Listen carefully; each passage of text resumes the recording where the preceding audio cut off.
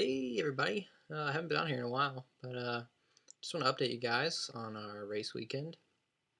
Um, Friday night we went ahead and took off. We tried to get out at about noon, but due to some timing issues, we didn't leave till about 4 o'clock.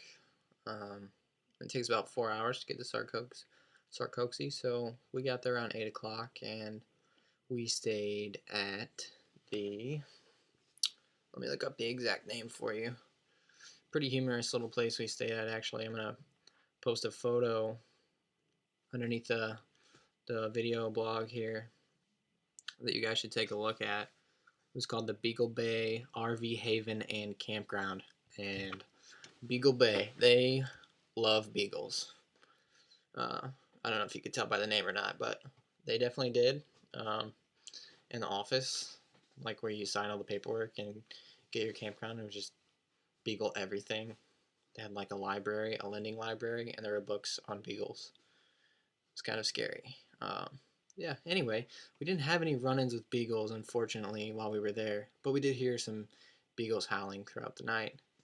We got our tent set up at like 9 o'clock or so, and it was cold. It was definitely cold. And I think Rick, the Beagle Bay campground beagle master, if you will, thought we were a little crazy because we were the only tent campers there. Everybody else had an RV.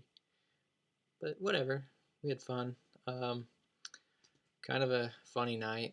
Uh, we went ahead and shared a sleeping bag to stay warm, and I have a cold weather bag, and Jess just had a normal bag, so we just put my bag inside of her cold weather bag for like extra insulation, um, which worked out well. And she woke me up in the middle of the night and thought she was having a like she was just freaking out because of she thought she was having a claustrophobia attack or something, and then she realized it was a nightmare, something like that, and was like, "Oh, never mind, I'm fine." And then it had me all freaked out because I think I have like slight claustrophobia, so I was like, like I can't do it anymore. So I had to get out of the bag, and we actually had 3 bags, so I just slept in the third bag and woke up at like 2 o'clock and was freezing, pretty much frozen. And I just kind of nudged her and was like, can I get back in there? I'm freezing. And so I did, and like the claustrophobia set in again, but I was like, screw it. I'd rather be warm than uncomfortable. So, I ended up falling asleep and forgot about it. So yeah, we woke up at 6 o'clock in the morning, packed everything up, got the tent back together, headed out of there. We stopped at a gas station, got some coffee. Then we were running from one high school to another high school. So we went to the first high school, and we were like the first ones there because it was 6:45 in the morning. And packet pickup started at 7:30. So we got our packets, got our numbers pinned. Everybody started showing up. They had a really funny DJ, and he was just like screaming and saying ridiculous things. Wasn't very good at being a DJ, but it was humorous.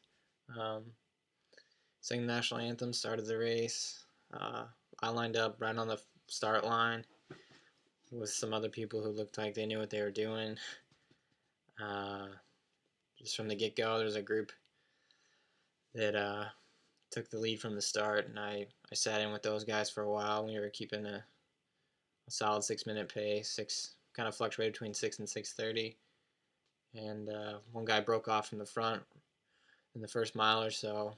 He ended up winning the race. He was a younger kid. Had to have been running like 5:30s or 5-minute miles. It was pretty incredible. Um, just sat in with those guys for a while and kept a 6-minute to 6:30 pace, and then I got a little bit tired and slowed down a bit. Ended up finishing the day with a 7:33 average, which I was pretty satisfied with for my first time really competing and trying to give it my all.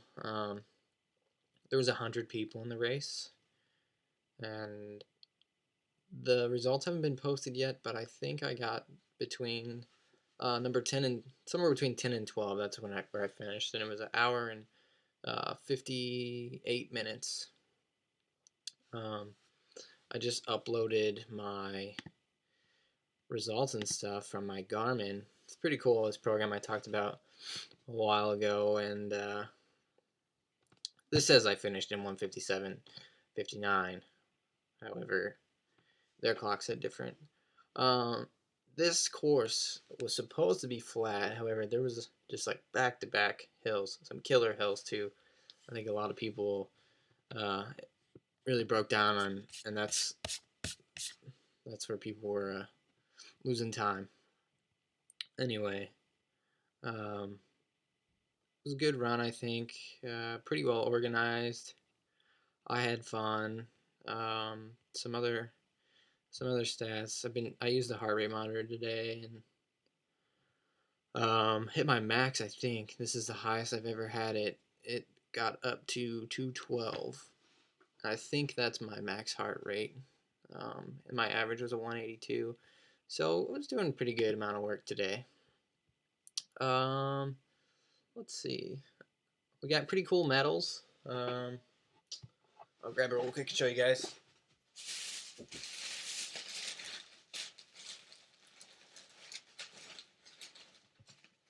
It says Run with the Wind, which was the name of the race. Has the date on it and says 25K/relay. Apparently there was a relay too. We were unaware of that, but there was.